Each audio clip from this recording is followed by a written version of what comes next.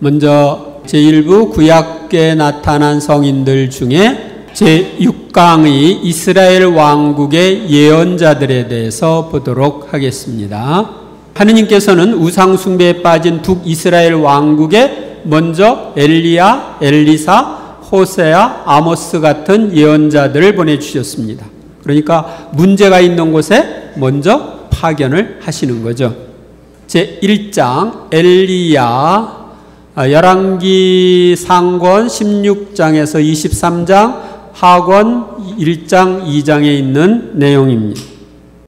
엘리야는 북왕국 이스라엘의 최대 예언자입니다. 이름의 뜻은 야훼는 하느님이시다. 그러니까 엘리야 했을 때 야는 야훼를 가리키고 엘리는 하느님이시다. 엘은 하느님을 뜻해요. 그래서 엘리야는 야훼는 하느님이시다. 이런 뜻입니다.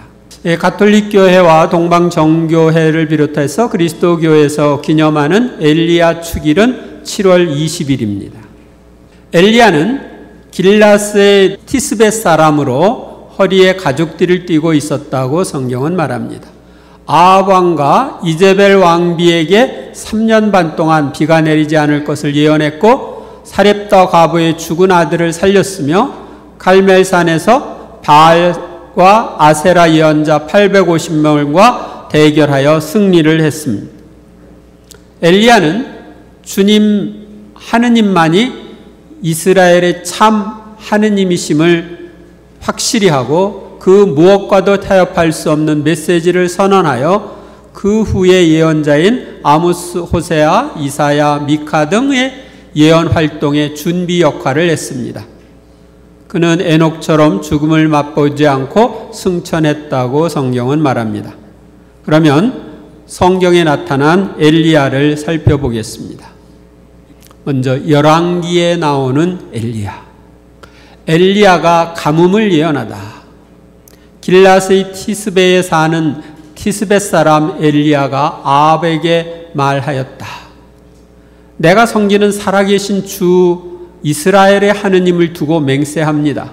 내 말이 있기 전에는 앞으로 몇 해 동안 이슬도 비도 내리지 않을 것입니다. 왜 이런 말을 했을까요? 이스라엘이 우상 숭배에 빠져 있었거든. 그리고 하느님을 떠나서 바알을 섬기고 아세라 목상을 섬기고 있었거든요. 그래서 이제 하느님의 메시지를 전하는 겁니다. 엘리야와 까마귀. 엘리야는 주님의 말씀대로 요르단강 동쪽에 있는 크리시네가로 가서 머물렀습니다. 그리고 까마귀들이 그에게 아침에도 빵과 고기를 날라왔고 저녁에도 빵과 고기를 날라왔다. 그리고 그는 시내에서 물을 마셨다. 그러다가 얼마 뒤에는 시내의 물이 말라버렸다. 왜요? 땅에 비가 내리지 않았기 때문에. 그런데 엘리야를 하느님은 다른 곳으로 또 보내십니다. 엘리야가 사렙다 과부에게 기적을 베풀다. 일어나 시돈에 있는 사렙다로 가서 그곳에 머물러라. 이 시돈은 이스라엘 지역이 아니라 이방인들 지역입니다. 북쪽에 있는 항구 도시입니다. 내가 그곳에 있는 한 과부에게 명령하여 너에게 먹을 것을 주도록 해 놓았다. 엘리야가 과부에게 말했다. 이 내용이 길기 때문에 중간에 필요한 구절만 뽑아가지고 한 겁니다.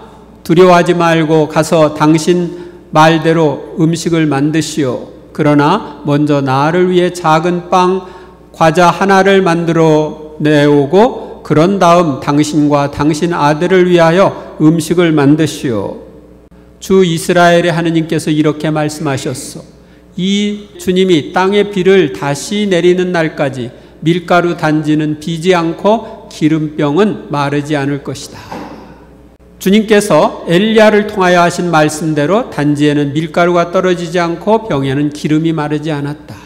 이 과부는 밀가루 조금 있는 거 이제 빵 만들어서 아들이랑 같이 먹고 죽으려고 그랬는데 이 하느님께서 그에게 자비를 베풀어서 엘리야를 파견하고 엘리야의 말대로 했을 때 단지에 밀가루가 떨어지지 않고 병에는 기름이 마르지 않았다. 이런 일이 지금도 있을까요? 모른다. 실환대에 코리템품이라는 사람이 있습니다. 그 사람이 아우슈비츠 수용소, 나치의 아우슈비츠 수용소에 감금되어 있었는데, 그때 비타민병을 하나 들고 그 안에 이제 들어갔는데, 아우슈비츠 수용소에서는 먹을 걸 제대로 안 주어가지고 다른 사람들이 비타민 결핍증에 걸려서 다른 감방에 있는 사람들은 많이 고통을 받고 죽어가는데, 이 코리템품의 그 방에서는 비타민을 매일 한 사람에게 하나씩 이렇게 그 코리템품이 나눠줬는데, 비타민 병에 거기서 해방될 때까지 비타민이 떨어지지 않았다. 그런 실화가 있습니다. 그러니까 하느님은 실제적으로 그렇게 하실 수가 있으셔요. 비상시에. 빵을 많게 한 것도 마찬가지죠. 네. 그러니까 이런 밀가루나 기름이 마르지 않게 하실 수 있으십니다. 이런 일이 있은 뒤에 집주인 여자의 아들이 병들게 되었는데, 병이 매우 심해져서 끝내 숨을 거두고 말았다. 그는 아이 위로 3번 자기 몸을 펼친 다음 주님께 다시 이렇게 부르짖었다. 주 저희 하느님, 이 아이 안으로 목숨이 돌아오게 해 주십시오.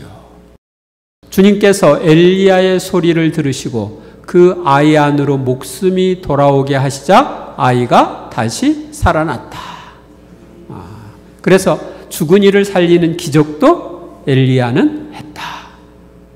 그 다음에 엘리야가 아합을 만나다. 세월이 많이 흘러 3년째 되던 해에 주님의 말씀이 엘리야에게 내렸다. 가서 아합을 만나라. 내가 땅 위에 비를 내리겠다.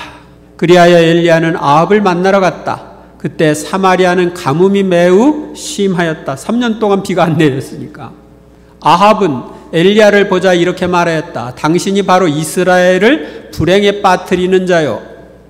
엘리야가 대답하였다. 내가 이스라엘을 불행에 빠뜨리는 것이 아니라 임금님과 임금님 조상의 집안이 그렇게 하고 있습니다. 여러분은 주님의 계명을 저버렸고 임금님은 바알을 따랐습니다. 하느님을 따라야 되는데 바알을 따랐다. 이 바알은 그 당시에 이 아내 이제벨이 섬기던 신이었어요. 팔레스티나 지역에서 섬기는 신이었어요. 이제 사람을 보내어 온 이스라엘을 갈멜산으로 모아주십시오. 그리고 이제벨에게서 얻어먹는 바알의 예언자 450명과 아세라 예언자 400명도 함께 모아주십시오. 엘리야가 갈멜산에서 바알 예언자들과 대결을 합니다. 아합은 이스라엘의 모든 자손에게 사람을 보내어 예언자들을 갈멜산에 모이게 하였다. 엘리야가 백성에게 다시 말하였다. 주님의 예언자라고는 나 혼자 남았습니다. 다른 사람들은 다 죽었어요. 박해로. 그러나 바알의 예언자는 450명이나 됩니다. 이제 우리에게 황소 2마리를 끌어다 주십시오. 그들에게 황소 1마리를 골라 토막을 내어 장작 위에 올려놓고 불은 붙이지 말게 하십시오. 나도 다른 황소를 잡아 장작 위에 놓고 불은 붙이지 않겠습니다. 여러분은 여러분의 신의 이름을 부르시오. 바알 예언자들에게 얘기하는 거죠. 나는 주님의 이름을 받들어 부르겠습니다. 그때 불로 대답하는 신이 있으면 그분이 바로 하느님이십니다. 그러자 백성이 모두 그것이 좋겠습니다 하고 말하였다. 그들은 자기들에게 주어진 황소를 데려다가 준비해 놓고 바알 예언자들이죠. 아침부터 한낮에 될 때까지 바알의 이름을 불렀다. 바알이시여 저희에게 응답해 주십시오. 그러나 아무 소리도 대답도 없었다. 그들은 쩔뚝거리며 자기들이 만든 제단을 돌았다. 몸에 상처를 내고 쩔뚝거리는 춤을 추고 그랬어. 응답해 달라고. 그러자 그들은 더 큰 소리로 부르며 자기들의 관습에 따라 피가 흐를 때까지 칼과 창으로 자기들을 몸을 찔러댔다. 그래도 응답이 없었죠. 한낮이 지나 곡식 제물을 바칠 때가 되기까지 그들은 예언 황홀경에 빠졌다. 그러나 아무 소리도 대답도 응답도 없었다. 바알은 신이 아니니까 대답할 수가 없죠. 곡식 제물을 바칠 시간, 이때는 이제 한 오후 3시쯤으로 이렇게 여러분이 생각하시면 됩니다. 그러자 엘리야가 온 백성에게 이리 다가오십시오 하고 말하였다. 백성이 모두 다가오자 그는 무너진 주님의 제단을 고쳐 쌓았다. 엘리야는 일찍이 너의 이름은 이스라엘이다 라는 주님의 말씀이 내린 야곱의 자손들 지파 수대로 돌을 12개 가져왔다. 엘리야는 그 돌들을 가지고 주님의 이름으로 제단을 쌓았다. 그리고 제단 둘레에는 곡식 2스아가 들어갈 만한 도랑을 팠다. 2스아 얼마나 될까?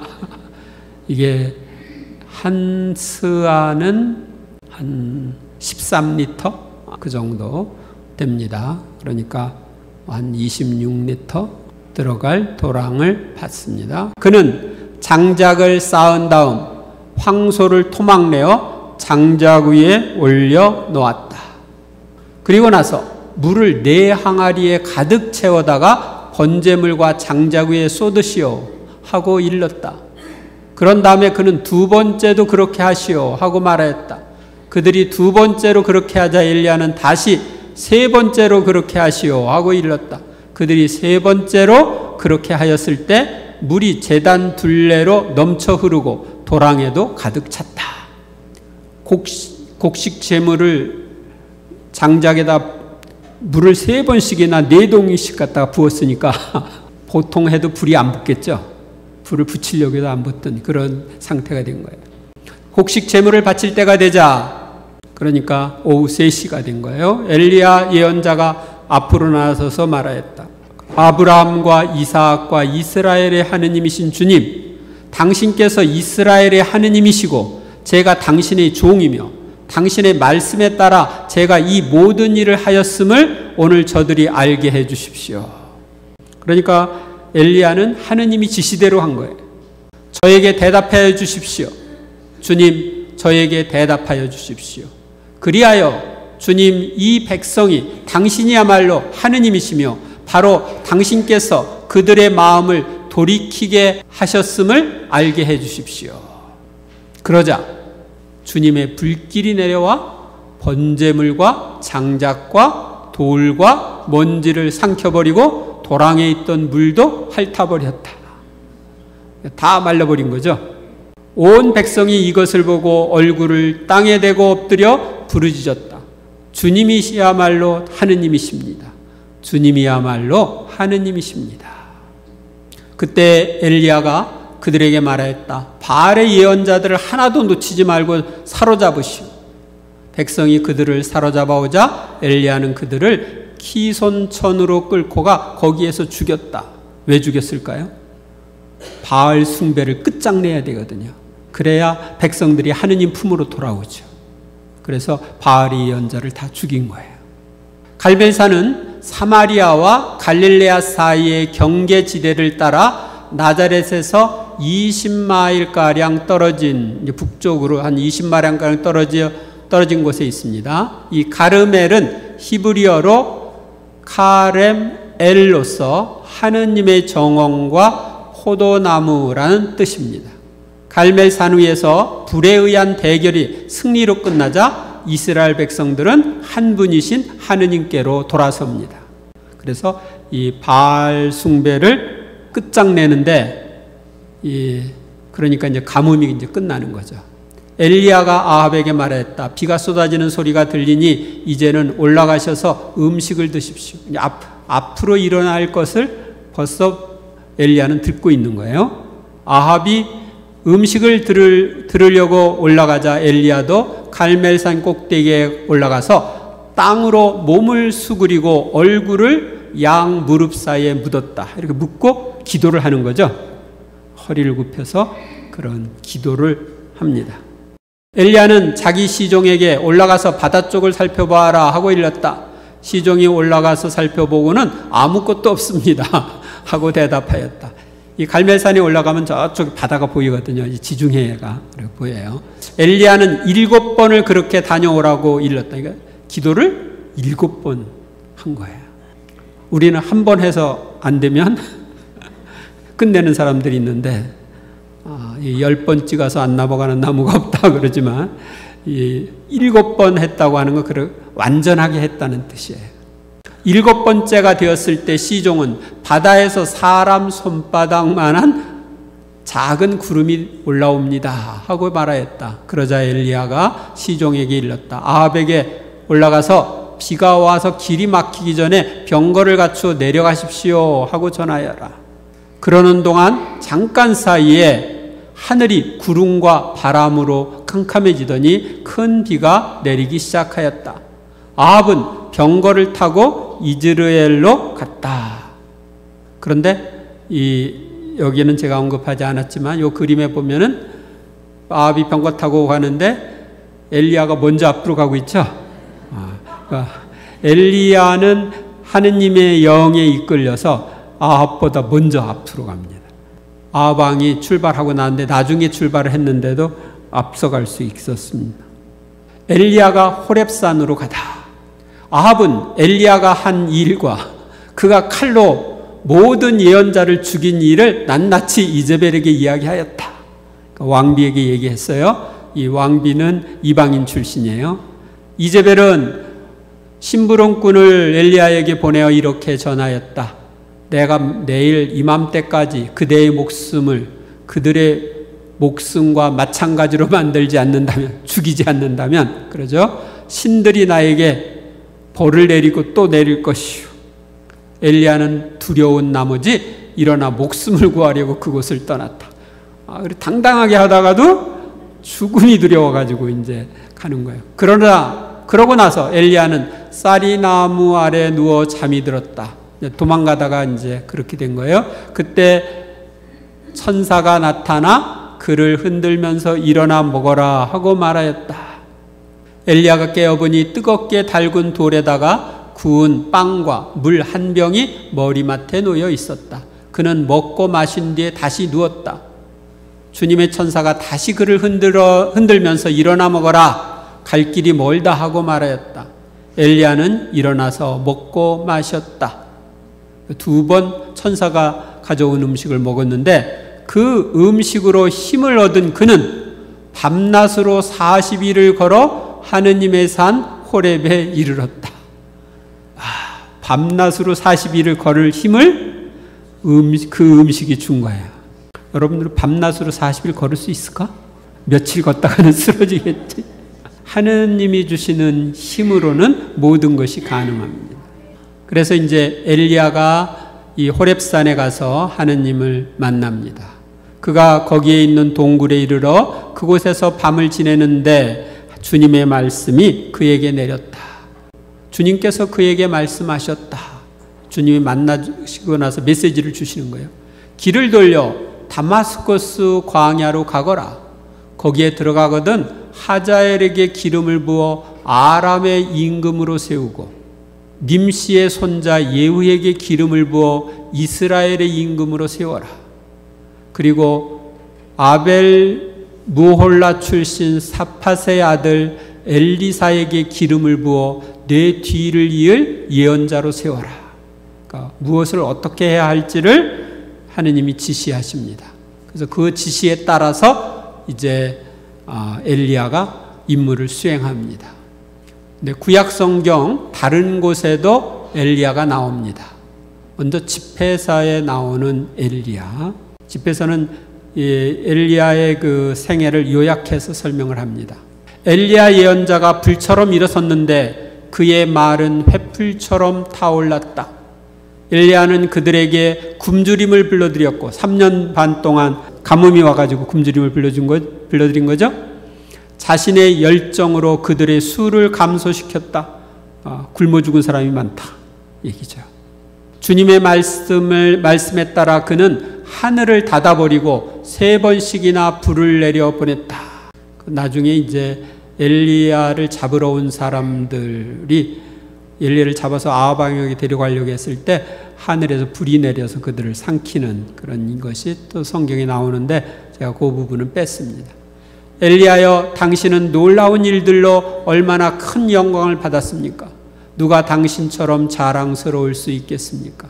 당신은 죽은 자를 죽음에서 일으키시고 지극히 높으신 분의 말씀에 따라 그를 저승에서 건져내셨습니다. 아까 죽은 아이를 살렸죠. 당신은 여러 임금들을 멸망으로 몰아넣고, 아까 아람 임금 또 이스라엘의 임금들을 멸망으로 몰아넣고 명사들도 침상에서 멸망으로 몰아넣었습니다. 당신은 시나이 산에서 꾸지람을 듣고 호렙산에서 징벌의 판결을 들었습니다. 그래서 그 판결대로 이제 이행을 하는 거죠. 그 메시지대로.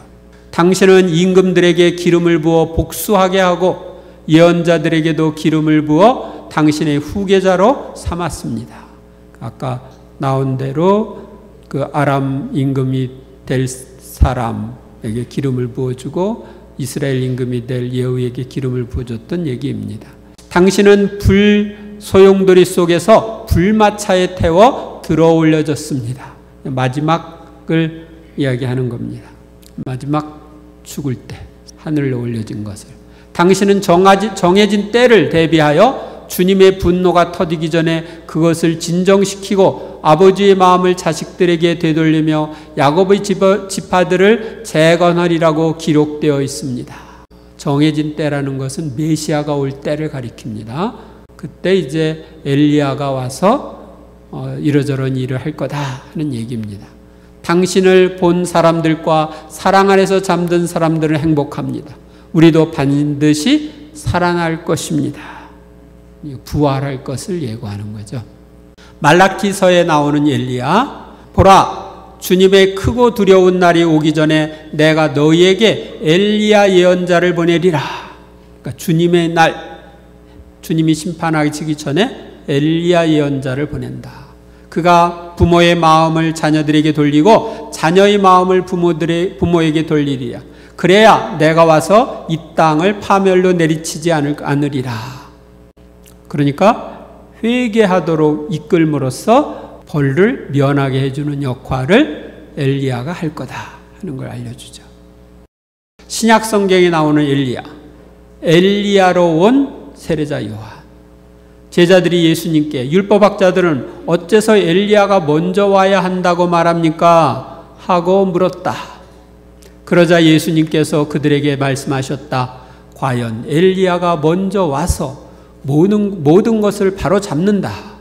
그런데 사람의 아들이 많은 고난과 멸시를 받으리라고 성경에 기록되어 있는 것은 무슨 까닭이겠느냐. 그건 이사야서의 고난받는 야훼의 종에 대한 이야기입니다. 사실 내가 너희에게 말하는데 엘리야에 관해서 성경에 기록된 대로 그가 이미 왔지만 사람들은 그를 제멋대로 다루었다.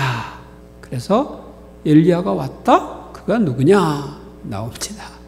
모든 예언서와 율법은 요한에 이르기까지 예언하였다.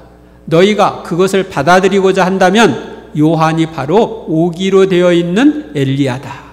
그러니까 세례자 요한이 엘리야다. 다시 말하면 우리가 구약에서 엘리야가 올 거다 그랬는데 그 엘리야가 세례자 요한이다. 어떤 사람들은 환생한 거다.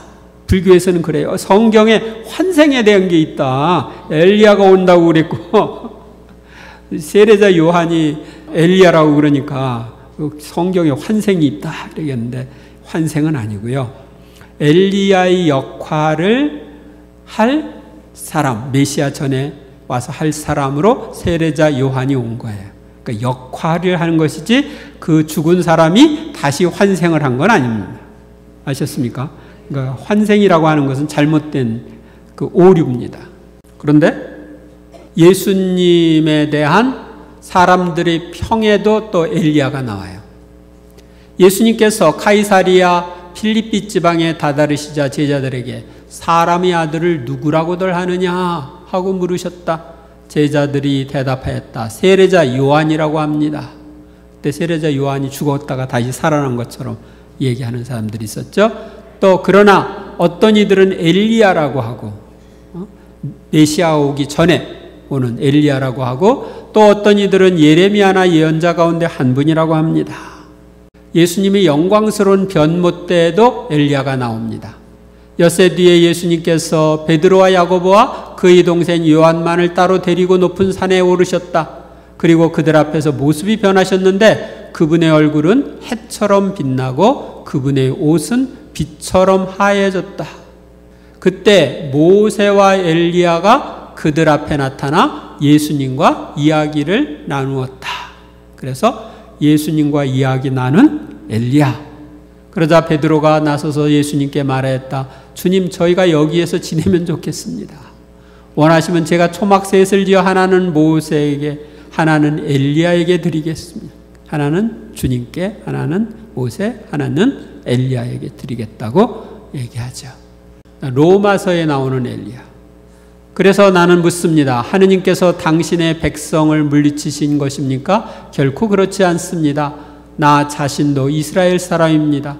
아브라함의 후손으로서 베냐민 지파 사람입니다. 하느님께서는 미리 뽑으신 당신 백성을 물리치지 않으셨습니다. 여러분은 성경이 엘리야에 관하여 무엇이라고 말하는지, 엘리야가 하느님께 이스라엘을 걸어 어떻게 호소하였는지 모릅니까? 주님, 저들은 당신의 예언자들 죽이고 당신의 제단들을 헐어버렸습니다. 이제 저 혼자 남았는데 저들은 제 목숨마저 없애려고 저를 찾고 있습니다. 엘리야가 한 기도죠. 그런데 하느님의 대답은 어떠하였습니까? 나는 바알에게 무릎을 꿇지 않은 사람 7,000명을 나를 위하여 남겨두었다. 바알 숭배가 다 만연했지만 바알에게 무릎 꿇지 않는 7,000명이 있었다. 이와 같이 지금 이 시대에도 은총으로 선택된 남은 자들이 있습니다. 다른 사람들이 다 주님을 떠나도 남은 자들이 있다. 은총으로 선택된 여러분들이 남은 자들입니다. 야고보서에 나오는 엘리야. 엘리야는 우리와 똑같은 사람이었지만 비가 내리지 않게 해달라고 열심히 기도하자 3년 6개월 동안 땅에 비가 내리지 않았습니다. 그리고 다시 기도하자 하늘이 비를 내리고 땅이 소출을 냈습니다. 그러니까 의인의 기도의 능력에 대한 이야기를 하는 것입니다. 갈멜회의 위대한 신비가들은 엘리야의 자세를 영성생활의 모토로 삼았으며 엘리야와 같이 하느님과의 일치를 추구하기 위해서 힘썼습니다. 그래서 아빌라의 데레사는 완덕의 길, 십자가의 성녀와는 갈멜 산길, 그리고 니즈의 성녀 소아 데레사는 작은 길이라는 것을 썼는데 이게 바로 하느님과의 일치를 위한 방법들을 알려주고 있습니다. 엘리야 이야기가 할 이야기가 좀 있는데 나중에 시간 나면 하겠습니다. 엘리사 엘리사도 아주 굉장한 예언자였습니다. 제2장 성 엘리사 예언자. 성 엘리사는 엘리야의 계승자로 이름의 뜻은 하느님께서 구원하셨다는 뜻입니다. 엘리야는 야훼는 하느님이시다. 여기서는 엘리사는 하느님께서 구원하셨다. 가톨릭에서는 성인으로 공경하고 있으며 축일은 6월 14일입니다. 엘리사는 대략 기원전 850년에서 800년경 북이스라엘의 왕 아하지야, 요람, 그리고 여호아스 재위 기간에 활동하였던 것으로 여겨집니다. 엘리사는 이스라엘 백성들 사이에서 수많은 기적을 행한 인물입니다. 구약 성경에는 그에 관한 대목들이 많이 있는데 특히 신명기의 개약 역사서인 열왕기 상하권의 예언자 엘리야와 엘리사 이야기가 큰 단락으로 자리 잡고 있습니다. 아벨무홀라 출신으로 사팟의 아들 엘리사는 엘리야의 제자로 부름을 받았습니다. 열왕기에 등장하는 그에 관한 이야기들의 공통점은 모두 기적에 대한 것입니다. 여기서 하느님의 사람 엘리사는 다만 기적을 행하는 사람으로 나타납니다. 엘리사는 예언자라는 명칭과 함께 자주 하느님의 사람으로 지칭됩니다. 그러니까 엘리사를 표현할 때 하느님의 사람. 엘리사는 야훼 신앙을 저버린 오므리 왕조를 거슬러 계속해서 투쟁을 하며 오므리 왕조의 멸망을 위해 결정적인 역할을 하는 예후를 세우고 다마스커스의 하자엘이 왕이 될 것을 예언하였습니다. 하느님께서 왕으로 세우라고 해서 이제 세우게 됩니다. 예후가 왕위에 오른 이후에는 엘리사의 사회적 역할의 장이 주변에서 중심으로 바뀌어 나타나며 그는 왕궁과 밀접히 연결되어 특별히 국방 부분에 많이 연계됩니다. 엘리사는 그 시대에 온전히 성실하게 야훼 신앙을 지킨 하느님의 사람이었습니다. 1. 엘리야의 제자와 후계자가 된 엘리사.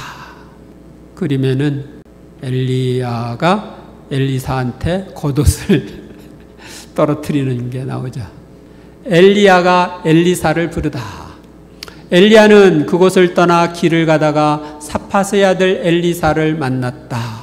그러니까 아까 호렙산에서 하느님 만나고 나서 이제 이 엘리사를 제자로 삼으라고 해가지고 엘리사를 찾아간 거죠. 엘리사는 12겨릿소를 앞세우고 밭을 갈고 있었는데 12번째 겨릿소는 그 자신이 부리고 있었다. 엄청난 부자예요. 소가 12마리가 쟁기를 동시에 끌고 가니까 땅이 얼마나 넓겠어요. 아셨어요?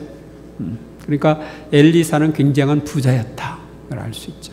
그때 엘리야가 엘리사 곁을 지나면서 자기 겉옷을 그에게 걸쳐주었다.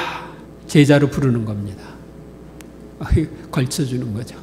엘리사는 엘리야를 떠나 돌아가서 겨릿소를 잡아 제물로 바치고 쟁기를 부수어 그것으로 고기를 구운 다음 사람들에게 주어서 먹게 하였다. 그런 다음 일어나 엘리야를 따라서 그의 시중을 들었다. 지금 12번째 겨릿소를 가지고 밭을 갈고 있는데 겉옷을 입혀주는 것이 나오죠. 그림에서. 그렇게 해서 이제 이 엘리야의 제자가 되는데 엘리야가 승천하고 나서 엘리사가 그 뒤를 잇습니다. 주님께서 엘리야를 회오리바람에 실어 하늘로 들어 올리실 때였다. 엘리야가 겉옷을 들어 말아가지고 물을 치니 물이 이쪽 저쪽으로 갈라졌다. 그러니까 요르단강을 건너가는데 겉옷으로 물을 치니까 물이 갈라졌어요. 이건 어디에도 나오는 거예요? 홍해 건널 때도 나오는 거죠. 그러니까 엘리야가 하느님과 함께하는 사람이다 하는 걸 알려주는 거죠. 그리하여 두 사람은 마른 땅을 밟고 강을 건넜다. 강을 건넌 다음 엘리야가 엘리사에게 물었다. 주님께서 나를 너에게서 데려가시기 전에 내가 너에게 해주어야 할 것을 청하여라. 그러자 엘리사가 말했다. 스승님 영의 두 몫을 받게 해 주십시오. 두 몫이란 두 배를 의미하기도 합니다. 스승님보다 더 위대한 예언자가 되고 싶다. 엘리야가 말하였다. 너는 어려운 청을 하는구나. 주님께서 나를 데려가시는 것을 네가 보면 그대로 되겠지만 보지 못하면 그렇게 되지 않을 것이다. 그들이 이야기를 하면서 계속 걸어가는데 갑자기 불병거와 불말이 나타나서 그 두 사람을 갈라놓았다. 그러자 엘리야가 회오리 바람에 실려 하늘로 올라갔다. 여기서 이제 회오리 바람에 실려 올라갔다 이렇게 표현하죠. 뭐 불마차를 타고 올라간 게 아니고, 그런데 나중에 다른 곳에 또 불마차 얘기가 나옵니다. 엘리사는 그 광경을 보면서 외쳤다. 나의 아버지, 나의 아버지, 이스라엘의 병거이시며 기병이시여. 엘리사는 엘리야가 더 이상 보이지 않자 자기 옷을 움켜쥐고 두 조각으로 찢었다. 그것은 이제 나의 그동안의 삶은 끝났다 하는 거죠. 아버지로서 엘리야를 섬긴 엘리사. 이제 그 뒤를 잇습니다. 엘리사는 엘리야에게서 떨어진 겉옷을 집어들고 되돌아와 요르단 강가에 섰다. 그는 엘리야에게서 떨어진 겉옷을 잡고 강물을 치면서 주 엘리야의 하느님께서는 어디 계신가 하고 말하였다. 엘리사가 물을 치니 물이 이쪽 저쪽으로 갈라졌다. 그러니까 아까 엘리야에게 있었던 일이 이제 엘리사에게도 있게 되는 거죠. 그러니까 엘리사가 후계자가 확실히 되는 거예요. 예리코에서 온 예언자 무리가 멀리서 그를 보고 엘리야의 영이 엘리사에게 내렸구나 하고 말하였다. 그러고 나서 그들은 엘리사를 맞으러 나와 땅에 엎드려 절하고, 그러니까 엘리야를 계승한 엘리사를 인정하고 받아들이는 거죠. 엎드려서 절하는 거예요. 그러니까 스승으로 이제 모시는 거예요. 엘리사가 행한 기적들. 그럼 엘리사가 어떤 기적들을 했을까? 기적을 엄청 많이 했습니다. 샘물의 정화. 성읍 사람들이 엘리사에게 말하였다. 아마 예리고 성읍 같아요. 어르신께서 보시다시피 이 성읍은 좋은 곳에 자리 잡고 있습니다. 그러나 물이 나빠서 이 땅이 생산력을 잃어버렸습니다. 그러니까 그 유산하는 사람도 많고 식물이 잘 열매도 못 맺고 그랬던 것 같아요. 이 말에 엘리사는 새 그릇에 소금을 담아 가져오시오 하고 일렀다. 그들이 소금을 가져오자 엘리사는 물이 나오는 곳에 가서 거기에 소금을 뿌리며 말하였다. 주님께서 이렇게 말씀하신다. 내가 이 물을 되살렸으니 이제 다시는 이 물 때문에 죽거나 생산력을 잃는 일이 없을 것이다. 그래서 오늘날 우리가 성수를 만들 때 소금을 물에 섞여 축성해가지고 여기에 근거하는 겁니다. 그러자 그 물은 엘리사가 한 말대로 되살아나서 오늘에 이르렀다.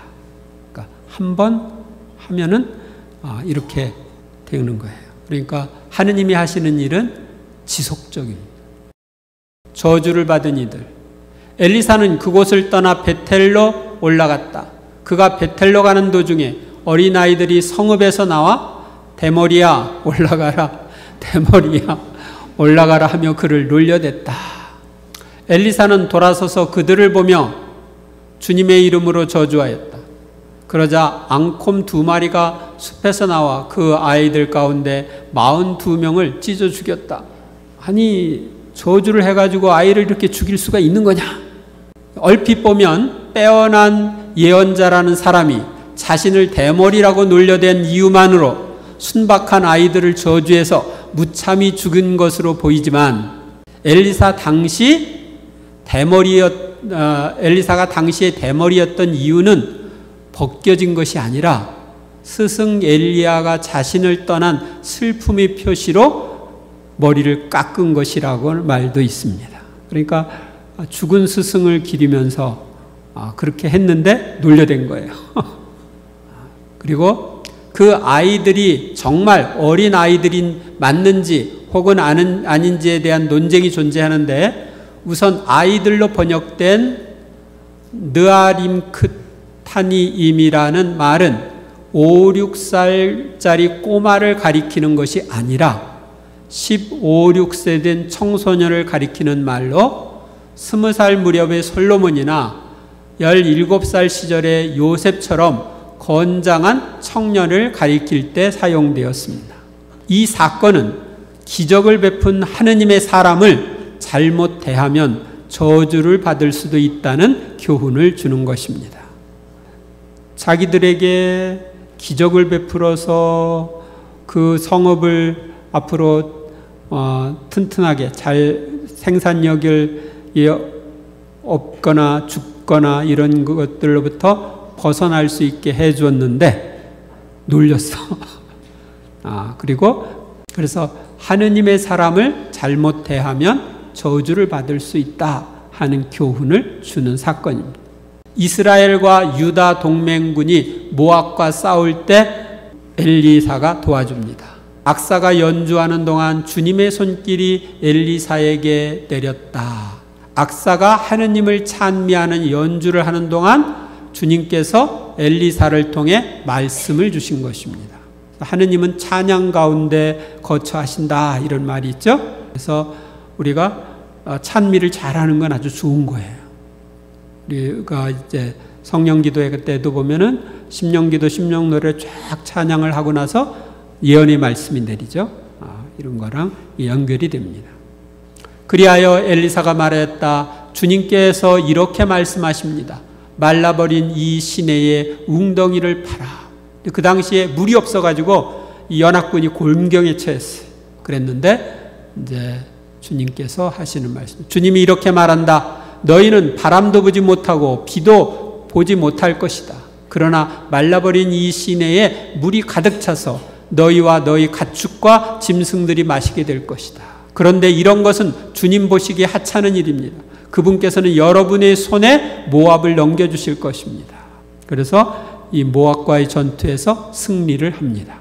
그 다음에 과부의 기름병 기적 이야기가 나옵니다. 예언자의 아내인 과부가 가진 기름병에서 기름이 많이 나오게 하여 빛으로 종이 될 위험에서 과부의 두 아들을 구해주고 생활비를 충당하게 해주는 엘리사 이야기입니다. 예언자 무리의 아내들 가운데 하나가 엘리사에게 호소하였다. 어르신의 종인 제 남편이 죽었습니다. 어르신께서도 아시다시피 어르신의 종은 주님을 경외하는 사람이었습니다. 그런데 빚을 준 사람이 와서 제 두 아들을 종으로 데려가겠다고 합니다. 엘리사가 그 여자에게 말하였다. 내가 어떻게 하면 좋겠소? 집에 무엇이 남아있는지 알려주시오. 여자가 대답하였다. 이 여종의 집에 남아있는 것이라고는 기름 한 병밖에 없습니다. 그러자 엘리사가 말하였다. 밖으로 나가 모든 이웃 사람에게서 그릇을 빌려 오시오. 빈 그릇을 되도록 많이 빌려다가 두 아들을 데리고 안으로 들어가 문을 잠그고서 그릇마다 기름을 붓고 그릇이 가득 차면 옆에 옮겨 놓으시오. 여자는 엘리사에게서 물러나 두 아들을 데리고 안으로 들어가서 문을 잠갔다. 그러고는 두 아들이 그릇을 넘겨주는 대로 계속 기름을 부었다. 그러니까 기름 한 병밖에 없는데 거기서 계속 기름이 나오는 거예요. 그릇마다 기름이 가득 차자 여자가 아들에게 일렀다. 그릇을 더 가져오너라. 아들이 여자에게 그릇이 더 없습니다 하고 대답하니 기름이 더 이상 나오지 않았다. 여자가 하느님의 사람에게 가서 이 일을 알리자 그는 가서 기름을 팔아 빚을 갚고 남은 것으로는 당신과 당신 아들들이 살아가시오 하고 말하였다. 그래서 기름을 많게 하는 기적을 엘리사가 행합니다. 그 다음 수렙 여자가 아들을 얻게 하고 죽은 아들을 살려줍니다. 엘리사가 말하였다. 내년 이맘때가 되면 부인은 한 아들을 안게 될 것이요 하고 대답하였다. 그 여자는 임신하여 엘리사가 말한 대로 이듬해 같은 때에 아들을 낳았다. 그러니까 아들이 없어서 안타까웠던 사람에게 아들을 낳게 해줍니다. 엘리사에게 호의를 베풀어준 부잣집 여인이었습니다. 종은 아이를 안아서 어머니에게 데려갔다. 이건 이제 제가 중간에 다 빼먹은 건데 이거 다 하려면 시간이 안 돼서. 그런데 이제 그 아이가 그 밖에서 아이고 머리야 하고서 이제 머리를 쥐고 그래 아파했기 때문에 아이를 어머니한테 데려왔는데 그 어머니 무릎에서 아이가 누워있다가 이제 죽은 거예요. 그래서 이제 이 여인은 하느님의 사람에게 찾아가는 겁니다. 엘리사에게. 이리하여 여자는 길을 떠나 갈멜산에 있는 하느님의 사람에게 갔다. 그래서 엘리사는 일어나 그 여자를 따라 나섰다. 엘리사가 집안에 들어가 보니 아이는 죽어서 자기 침상에 누워 있었다. 엘리사는 들어가서 문을 닫았다. 아내는 둘뿐이었다. 그는 주님께 기도를 드린 다음 침상에 올라가 자기 입을 아이의 입에, 자기 눈을 아이의 눈에, 자기 손을 아이의 손에 맞추고 그 위에 엎드렸다. 이렇게 아이와 위에 몸을 수그리고 있자 아이의 몸이 따뜻해지기 시작하였다. 엘리사는 내려와서 집안을 이곳저곳 한 번씩 걷더니 다시 침상에 올라가 아이 위에 몸을 수그렸다. 그러자 아이가 재채기를 7번 하고는 눈을 떴다. 여자는 들어와 그의 발 아래 앞에서 바닥에 엎드려 절을 하고 아들을 데리고 나갔다. 그래서 죽은 아이를 되살린 엘리사. 아까 그 엘리야도 죽은 아이를 되살렸죠? 그러니까 또 예수님도 죽은 아이를 되살렸죠? 그래서 이게 서로 연결이 되는 거예요. 독이 든 국에서 독을 제거함. 그들이 사람들에게 국을 먹으라고 주자 국을 먹어본 이들이 하느님의 사람이여 솥 안에 죽음이 들어있습니다. 독이 들어있다는 뜻이. 하고 소리쳤다. 그러면서 그들이 국을 먹지 못하고 있는데 엘리사가 밀가루를 가져오너라 하고 일렀다. 그는 밀가루를 솥에 뿌려 넣은 다음 사람에게 국을 떠 주어 먹게 하여라 하였다. 그러자 솥에는 더 이상 해로운 것이 없었다. 그래서 독을 없앤 이야기. 100명을 먹인 기적. 어떤 사람이 바알 살리사에서 왔다. 그는 만물로 만든 보리빵 20개와 햇곡식 이삭을 자루에 담아 하느님의 사람에게 가져왔다. 엘리사는 이 군중이 먹도록 나누어 주어라 하고 일렀다. 그러자 그의 시종은 이것을 어떻게 100명이나 되는 사람들 앞에 내놓을 수 있겠습니까? 20개, 보리빵 20개를 가지고 어떻게 100명에게 내놓느냐? 한 사람이 한 개도 못 먹는데 그 얘기죠.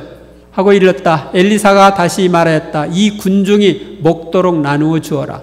주님께서 이들이 먹고도 남을 것이다 라고 말씀하셨다. 그리하여 그것을 사람들에게 내놓으니 과연 주님의 말씀대로 그들이 먹고도 남았다. 이것은 예수님이 보리빵 5개와 물고기 2마리로 5,000명을 먹이신 기적이 나오죠. 그것과도 연결이 되는 거예요. 전에 이 엘리사가 이런 기적을 행했다면 예수님은 당연히 행할 수 있는 거죠. 나아만의 나병을 고쳐줌. 아랍 임금의 군대 장수인 나아만은 그의 주군이 아끼는 큰 인물이었다. 주님께서 나아만을 시켜 아람에 승리를 주셨던 것이다. 나아만은 힘센 용사였으나 나병 환자였다. 그리하여 나아만은 군마와 병거를 거느리고 엘리사의 집 대문 앞에 와서 멈추었다. 이야기는 제가 중간에 다 빼먹고서 한 거예요. 그런데 이제 이스라엘에서 잡혀간 소녀가 이 나아만의 부인의 몸종이 되었는데 그가 이 나아만이 문둥병이라는 걸 알고 이스라엘에 가면 그 예언자가 이런 것쯤은 다 고쳐줄 수 있다. 그래가지고 왕이 나아만을 이스라엘 왕에게 보냈는데 왕은 내가 어떻게 하느님도 아닌데 나병을 고쳐줄 수 있냐 하고서 옷을 찢자 그 소리를 듣고 엘리사가 그 사람 나아만을 보내라고 나한테. 그래서 이제 지금 나아만이 엘리사의 집 문 앞에 온 거예요. 엘리사는 심부름꾼을 시켜 전하였다. 요르단강에 가서 7번 몸을 씻으십시오. 그러면 새살이 돋아 깨끗해질 것입니다. 근데 이제 이 사람은 아니 우리나라에는 요르단강보다 더 좋은 물들이 있는데 그러고서 여기서 되면 거기도 될 거 아니냐. 그리고 안 하려고 하니까 옆에 같이 왔던 종들이 이제 만류해서 아니 그렇게 쉬운 건데 한번 해보시라고. 그래서 이제 나아만이 하느님의 사람이 일러준 대로 요르단강에서 7번 몸을 담갔다. 그러자 그는 어린아이 살처럼 새살이 돋아 깨끗해졌다. 그래서 이것으로 인해서 이제 나아만이 하느님을 섬기게 됩니다. 잃어버린 도끼를 찾아주. 그런데 한 사람이 들볶감을 찍어 넘기다가 도끼를 물에 빠뜨렸다. 그리고 그가 아이고 스승님 저것은 빌려온 도끼인데요 하고 소리치자 하느님의 사람이 도끼가 어디에 빠졌느냐 하고 물었다. 그가 그 자리를 가리키니 엘리사는 나뭇가지를 꺾어 그곳에 던졌다. 그러자 도끼가 떠올랐다. 물이 깊어가지고 찾을 수 없는 것인데 그렇게 된 거예요. 엘리사가 그것을 집어 올려라 하고 이르니 그가 손을 뻗어 도끼를 잡았다. 그래서 이런 기적도 행하고 또 아람 군대를 사로잡습니다. 아람 군대가 엘리사에게 올 때 엘리사는 주님께서 저 민족을 치시어 눈이 멀게 해 주십시오 하고 기도하였다. 그러자 주님께서는 엘리사의 말대로 그들을 치시어 눈이 멀게 하셨다. 이건 무슨 얘기냐면 이 전에 있던 것들 다 생략한 것인데 그 아람 군대들이 어디로 쳐들어올 건지를 엘리사가 다 알고 왕에게 지시를 합니다. 여기로 올 테니까 이렇게 대항하고 하라고. 그래가지고서 계속 전쟁에서 아람 왕이 실패를 하거든요. 그러니까 누가 우리 이 작전 계획을 이스라엘 왕에게 갖다 알려줬냐? 그러니까 그런 게 아니라 그 엘리사라고 하는 사람이 임금님이 침실에서 한 얘기까지 다 알고 왕에게 다 이야기하는 거다. 그래서 이제 엘리사를 잡으러 군대가 온 거예요. 그런데 이 하느님께 기도해서 사람들을 눈을 멀게 해가지고, 그러니까 분별을 못하게 이렇게 해가지고서 그들을 사로잡는 얘기입니다. 이에 엘리사가 그들에게 말하였다. 이 길이 아니요, 이 성읍이 아니요, 나를 따라오시오. 당신들이 찾는 그 사람에게 데려다 주겠어. 엘리사 잡으러 왔는데 엘리사가 이제 그런 거예요. 그러고 나서 엘리사는 그들을 사마리아로 데려갔다. 사마리아는 이스라엘의 수도거든요. 그들이 사마리아에 들어섰을 때, 이제 성 안에 들어왔을 때 엘리사는 주님 이 사람들의 눈을 여시어 다시 보게 해 주십시오 하고 기도하였다. 주님께서는 그들의 눈을 열어주시자 그들은 자기들이 사마리아 성 안에 있는 것을 알게 되었다. 그래서 이걸 죽이려고 하는데 죽이지 말고 잘 대접해서 보내라. 그래서 이제 대접해서 보내니까 그 다음부터는 그 아람 군대가 함부로 들어오지 못했다. 그런 얘기죠. 아람 군대에 포위된 사마리아를 구함. 그러나 나중에 아람 임금 베나탄이 전군을 소집하고 올라와서 사마리아를 포위하였다. 주님께서는 아람군 진영에 병거 소리와 군마 소리와 대군이 쳐들어오는 소리가 들리게 하셨던 것이다. 그리하여 아람군은 서로 이스라엘의 임금이 히타이트의 임금들과 이집트 임금들을 고용하여 우리에게 쳐들어오는구나 하며 해질녘에 일어나 천막과 군마와 나귀들을 버리고 진영을 그대로 둔 채 목숨을 구하려고 도망쳤던 것이다. 그래서 싸워보지 않고 다 물리치는 거죠. 엘리사가 죽어서도 기적이 일어납니다. 엘리사가 죽을 병이 들자 이스라엘 임금 여호와스가 그에게 내려와 그 앞에 울며 말하였다. 나의 아버지, 나의 아버지, 이스라엘의 병것이며 기병이시오. 이제 그리고 이제 여기서 지금 다 뺀 것이 있는데 죽기 전에 아까 창문을 향해서 이렇게 활을 쏘라고 그랬죠? 활을 쏘고 나서 활을 가지고 땅을 치라고 그럽니다. 그런데 3번 쳤어요. 내가 엘리사가 화를 내면서 여러 번 쳤으면은, 그러니까 한 7번 쳤으면 아람을 완전히 박살냈을 텐데 3번밖에 안 쳐서 3번만 승리할 거다. 그런 얘기를 합니다. 그래서 나중에 3번 싸워서 3번 승리를 합니다. 그리고 이제 엘리사가 죽었을 때 얘기입니다. 그러고 나서 엘리사가 죽으니 사람들이 그를 장사 지냈다. 그 무렵 모압 약탈대가 해마다 이 땅에 쳐들어왔는데 한 번은 사람들이 죽음을 묻으려다가 그 약탈대를 보고는 죽음을 엘리사의 무덤 속에 던지고 가버렸다. 그런데 그 죽음이 엘리사의 뼈에 닿자 다시 살아나서 제 발로 일어섰다. 그러니까 죽은 뼈도 기적을 행했어요. 엘리사의 죽은 뼈도 기적을 행했다. 그래서 요즘에 이제 성인들이 유해 이런 걸 공경하잖아요. 성인들의 유해가 기적을 일으키고 그러기 때문에. 그런데 근거는 여기 엘리사의 뼈에도 나오는 것입니다. 다른 성경에 나오는 엘리사. 먼저 집회서에 나오는 엘리사. 엘리야가 소용돌이에 휩싸일 때 엘리사는 엘리야의 영으로 가득 차게 되었다. 엘리사는 일생 동안 어떤 통치자도 두려워하지 않았고 아무도 그를 굴복시키지 못하였다. 그에게는 어떤 일도 어렵지 않았으며 잠든 후에도 그 죽음은 예언을 하였다. 살아생전에 엘리사는 기적들을 일으켰고 죽어서도 그의 업적은 놀라웠다. 아까 죽은 사람이 살아난 얘기죠. 이 모든 행적을 보고도 백성은 회개하지 않았고 그들의 죄악을 포기하지도 않았다. 마침내 그들은 고향 땅에서 끌려가 온 땅에 흩어지게 되었다. 그리하여 소수의 백성과 다윗 집안의 통치자 하나만 남게 되었다. 북이스라엘 왕국이 나중에 망합니다. 그들 가운데 일부는 하느님의 뜻에 맞는 생활을 하였지만 다른 사람들은 많은 죄를 지었다. 또 죄를 지으면 망합니다.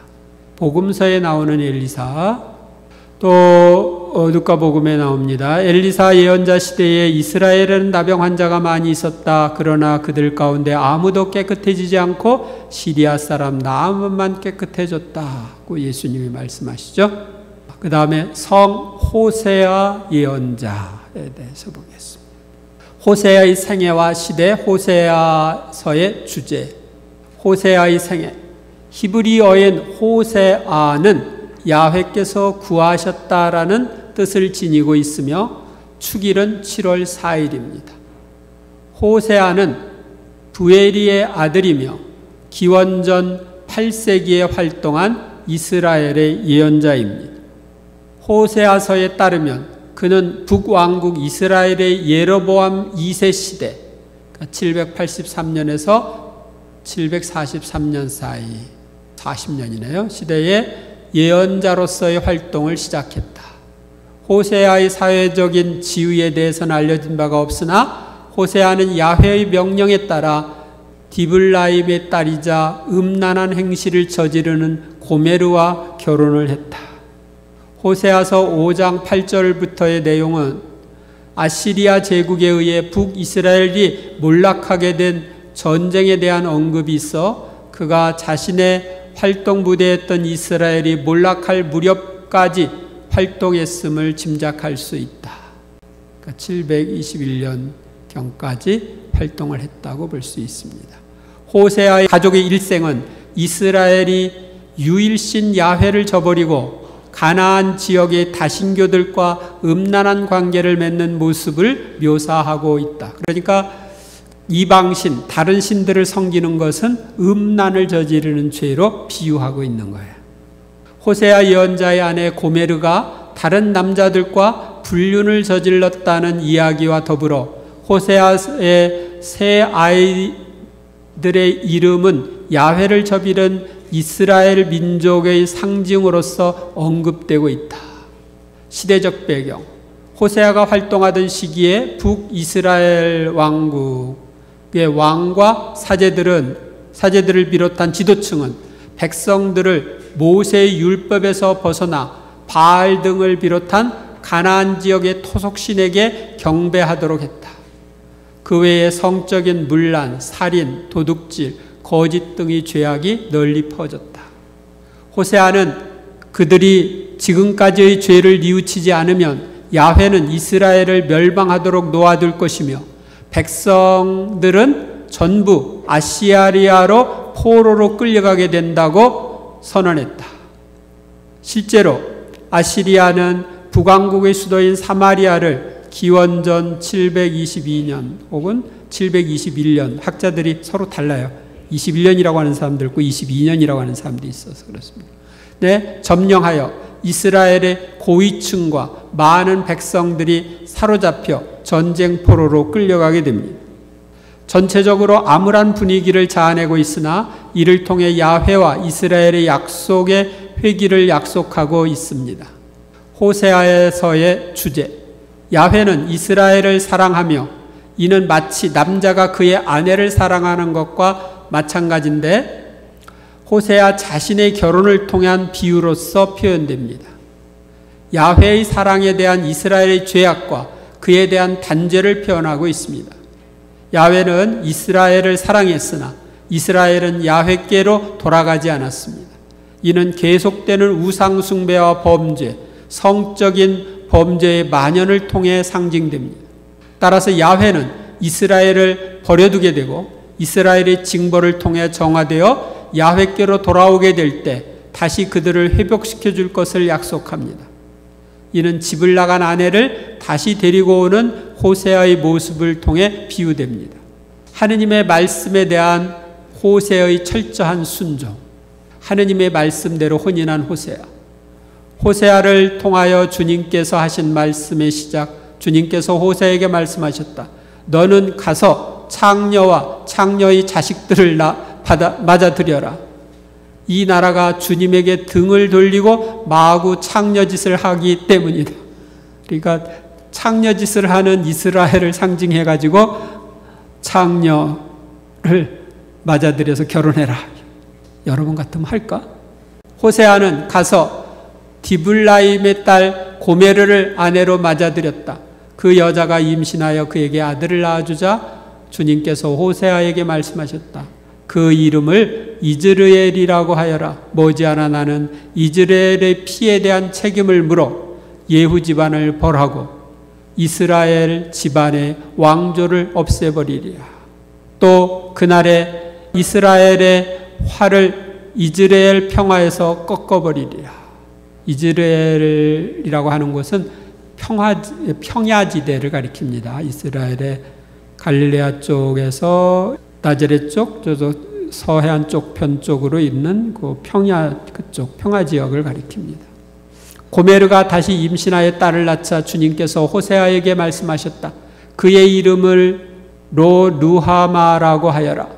나는 더 이상 이스라엘 집안을 가엾이 여기지도 않고 용서하지도 않으리라. 그러나 유다 집안은 가엾이 여기고 주 그들의 하느님으로서 그들을 구해주리라.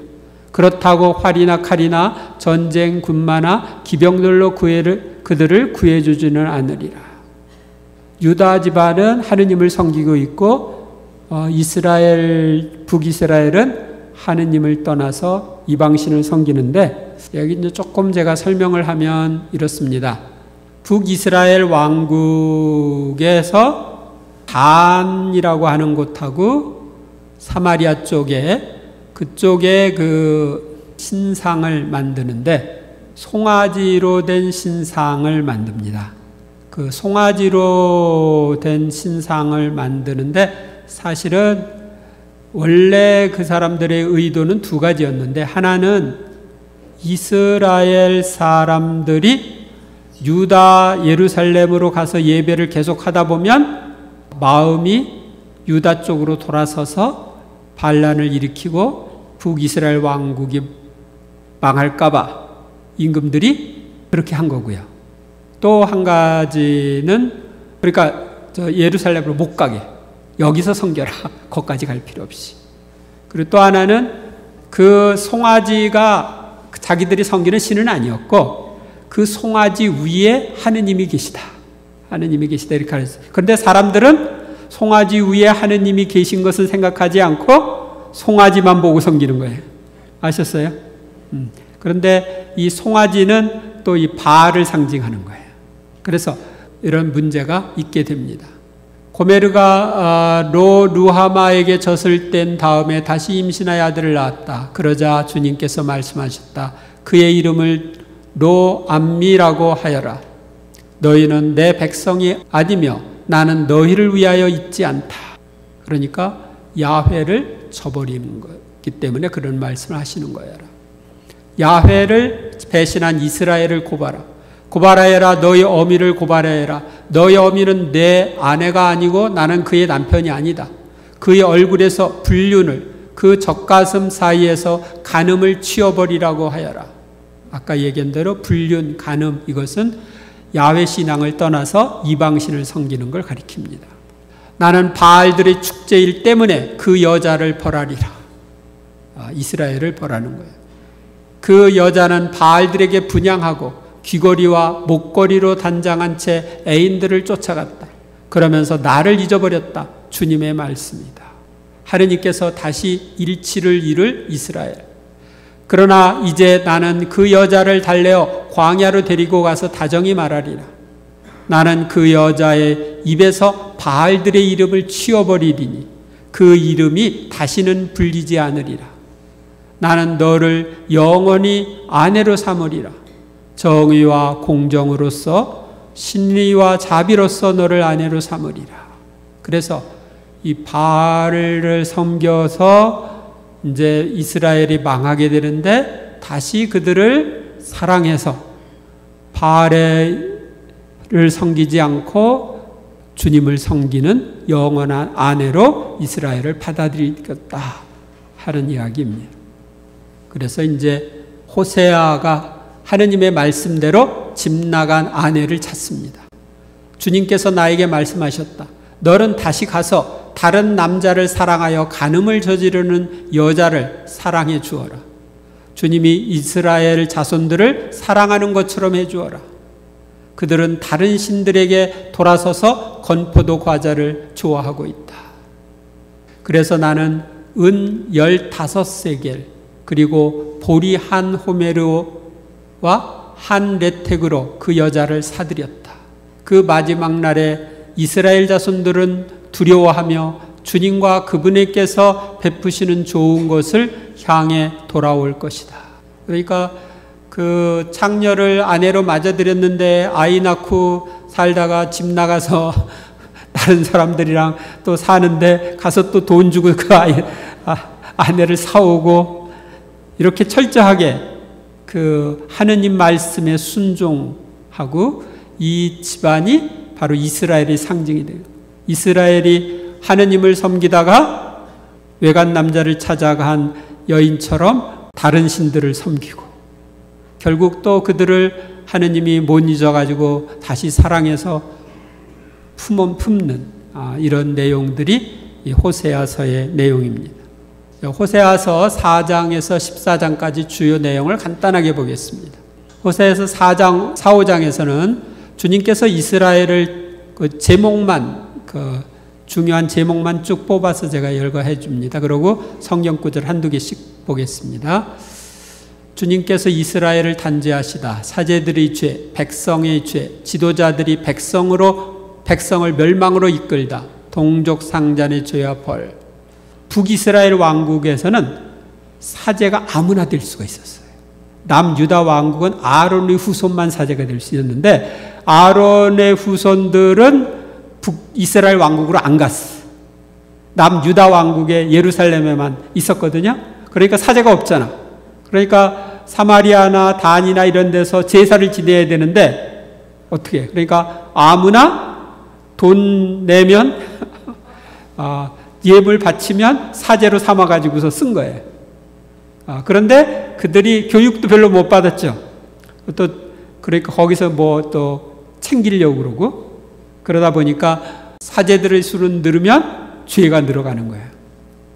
야훼 하느님을 섬기지 않고 또 이방신들을 섬기게 하고 산당을 만들고 그런 죄들을 짓습니다. 주님께서 당신 백성을 떠나시다. 그들이 죄를 깨닫고 내 얼굴을 찾을 때까지 나는 내 자리로 돌아가 있으리라. 그제야 그들은 환난 속에서 나를 찾으리라. 나중에 아시리아에 멸망하고 나서는 야훼를 찾는 거죠. 우리가 잘못했구나.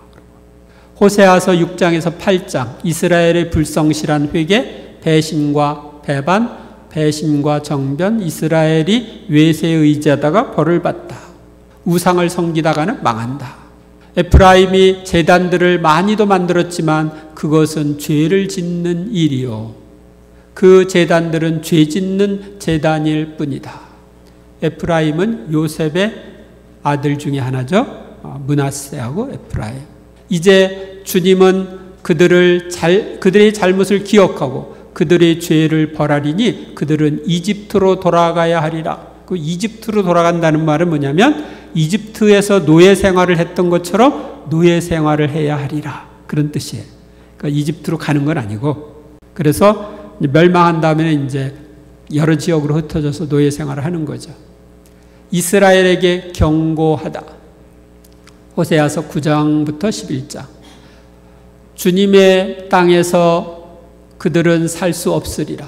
에프라임은 이집트로 돌아가고 아시리아에서 부정한 음식을 먹으리라. 아시리아에게 나중에 망해서 거기 끌려가서 부정한 음식을 먹는 거예요. 이스라엘은 정한 음식과 부정한 음식이 있었는데 노예로 끌려갔으니까 아무거나 먹어야죠. 바알푸오르에서 지은 죄와 그 벌, 길갈에서 지은 죄와 그 벌, 이스라엘이 우상 숭배로 벌을 받다. 기브아에서 지은 죄와 그 벌, 이런 게 제목입니다. 회개를 촉구하시다. 돌이킬 수 없는 멸망, 배신당한 하느님의 사랑. 호세아서에 보면 11장 5절, 그들은 이집트 땅으로 돌아가고 아시리아가 바로 그들의 임금이 되리니 그들이 나에게 돌아오기를 마다하였기 때문이다. 우상 숭배를 함으로써 결국은 나라가 망하게 된 걸 이야기하는 겁니다. 하느님의 극진한 사랑, 유배에서 돌아오리라. 호세아서 12장에서 14장, 이스라엘의 배신, 야곱의 자손들아 회개하여라. 탐욕스러운 이스라엘, 새로운 미래, 이스라엘의 죄와 그 벌, 우상 숭배와 벌, 배은 망덕과 벌, 왕권의 종말, 피할 수 없는 멸망, 이런 제목이 있고, 이스라엘의 회개와 새로운 삶, 결국은 나중에 희망을 주는 거예요. 이스라엘아, 주 너희 하느님께 돌아와라. 너희는 죄악으로 비틀거리고 있다. 너희는 말씀을 받아들이고 주님께로 돌아와 아뢰어라. 죄악은 모두 없애주시고 좋은 것은 받아주십시오. 이제 저희는 황소가 아니라 저희 입술을 바치렵니다. 황소의 제물이 아니죠. 아시리아는 저희를 구원하지 못합니다. 그들에게 품었던 나의 분노가 풀렸으니 이제 내가 반역만 꾀하는 그들의 마음을 고쳐주고 기꺼이 그들을 사랑해 주리라. 그러니까 미래에 대한 희망을 줍니다. 제4장 마지막입니다. 성 아모스 예언자 읽어보겠습니다. 특코아의 목양업자 가운데 한 사람인 아모스가 전한 말씀. 유다 임금 우지야 시대에 곧 이스라엘 임금 여호야스의 아들 예로보암 시대에 지진이 일어나기 이태 전 그는 이스라엘에 관한 한시를 보았다. 아모스의 생애, 시대 활동. 아모스의 생애는, 아모스는 본래 사해 근처인 트고아에서 양을 치던 목자이며 농부였습니다. 아모스도 다른 예언자들처럼 먼저 야훼 하느님께서 선택하여 부르신 예언자였습니다. 그는 특별히 하느님의 사랑에 대한 인간의 응답, 사회 정의를 강조한 예언자였습니다. 아모스는 계층의 고하를 막론하고 하느님의 진리에 의거하여 모든 잘못을 질타하며 예언자로서의 사명을 다하였습니다. 아모스는 자신의 설교를 기록에 남긴 이스라엘 최초의 작가 예언자로서 간결하고 박력 있는 히브리어시 형식을 사용했습니다. 아모스라는 이름은 히브리 말로 들어올리다, 나르다라는 동사와 연결된 말이고 주님께서 날라주셨다라는 뜻을 지닌 아모스야라는 이름의 단축형일 거라고 봅니다. 교회는 성 아모스 예언자의 축일을 3월 31일에 지냅니다. 아모스가 부름을 받았던 시대 상황, 아모스가 하느님의 부르심을 받았을 때는 기원전 760년경으로 우지야 임금, 우지야는 유다를, 여호야스의 아들 예로보암은 북이스라엘을 통치하던 때였습니다. 호세아 예언자보다 약 10년 정도 앞서 예언 활동을 하였습니다. 당시는 비교적 군사적으로나 경제적으로 안정과 번영을 누리던 시기였습니다. 사회적으로는 유목 생활에서 농경 생활로 바뀌었고 상인들까지 생겨나게 되어 경제적인 발전과 더불어 계급이 형성됨으로써 사회 문제가 생겨났습니다. 위협적 강대국이었던 이집트와 아시리아가 정치적으로 쇠퇴하였기 때문에 이스라엘은 군사, 외교, 문화 면에서 전성기를 누리고 있었습니다. 그런데 나라의 지배층들은 향락과 사치에 빠져 가난한 백성들을 착취하고 압박했으며 사회 정의가 땅에 떨어져 있었습니다. 이스라엘은 신앙의 순수성을 잃고 경신예도 형식에 그칠 뿐이고 축제 또한 방탕한 예식으로 탈바꿈하였습니다. 아모스 예언자의 활동. 아모스가 처음으로 한 활동은 가난한 자들을 착취하고 약한 자들의 인권을 유리라는 불의를 규탄하는 것이었습니다. 아모스 예언자는 당시의 이스라엘의 위선과 고집에 대해 엄하게 꾸짖습니다. 허위와 기만적인 생활을 하면서도 종교적인 의식은 뻔뻔스럽게 바치고 있는 당시 종교 생활을 꼬집었습니다. 아모스 예언은 우선 당시의 지도층, 특히 위정자와 종교 지도자들에게 큰 걸림돌이었습니다. 사제들은 아모스의 활동에 반감을 품고 모함과 공격을 감행했지만 어떠한 공격과 모함에도 아모스는 당당했습니다. 하느님은 빗나간 길에서 회개할 것을 요구하였으나 이스라엘 백성은 우상 숭배에 빠져 불의와 폭력, 사기와 만행을 일삼으며 사회적으로도 종교적으로도 타락해 있었습니다. 이러한 시대에 아모스는 지배계층이 저지른 부정과 불의를 고발하여 타락한 예배 행위를 바로잡고 더럽혀진 성소들을 정화시키도록 촉구했습니다. 아모스서의 내용과 중요 성경 구절. 먼저 첫째 부분은 아모스서 1장 3절에서 2장까지. 이스라엘 주변의 7 국가와 이스라엘이 죄로 인하여 벌을 받을 것을 예언했습니다. 다마스커스, 가자, 티로, 에돔, 암몬, 모압, 유다, 그리고 이스라엘을 거스려서 그들의 죄를 말하고 그들이 죄로 인해서 받을 재앙을 예고했습니다. 둘째 부분은 아모스서 3장에서 6장까지 내용인데 이스라엘의 잘못을 지적합니다. 이스라엘의 선택과 징벌. 3장에 보면 나는 이 땅의 모든 시족 가운데서 너희만 알았다. 그러나 그 모든 죄를 지은 너희를 나는 벌하리라. 그러니까 이스라엘에서 팔레스티나 지역에서 그 이스라엘 민족을 그렇게 사랑했는데 죄를 지으니까 벌하겠다는 겁니다. 하느님과 예언자의 행동. 정녕 주 하느님께서는 당신의 종 예언자들에게 당신의 비밀을 밝히지 않으시고는 아무 일도 하지 않으신다. 주 하느님께서 말씀하시는데 누가 예언하지 않을 수 있으랴. 그래서 예언자를 통해서 먼저 이야기하고 안 들으면 벌하는 거예요. 사마리아를 거슬러 적이 이 땅을 포위하고 너의 방어벽을 허물어뜨려 너의 성체들을 약탈하리라. 제4장 사마리아의 여자들을 거슬러 거칠에 뿌린 예배 이스라엘의 고집, 이런 제목이 있는데 그렇게 막 벌을 하는데도 그런데도 너희는 나에게 돌아오지 않았다. 그래 회개를 촉구하는데도 그런데도 너희는 나에게 돌아오지 않았다. 이걸 여기에서 보면 5번 반복하고 있어요. 제5장에 보면 이스라엘을 위한 애가 삶이냐 죽음이냐. 너희는 주님을 찾아라. 그러면 살리라. 너희는 악이 아니라 선을 찾아라. 그래야 살리라. 그래야 너희 말대로 주 만군의 하느님이 너희와 함께 있으리라. 그래서 우리도 선하게 살 때 주님이 함께 하시죠.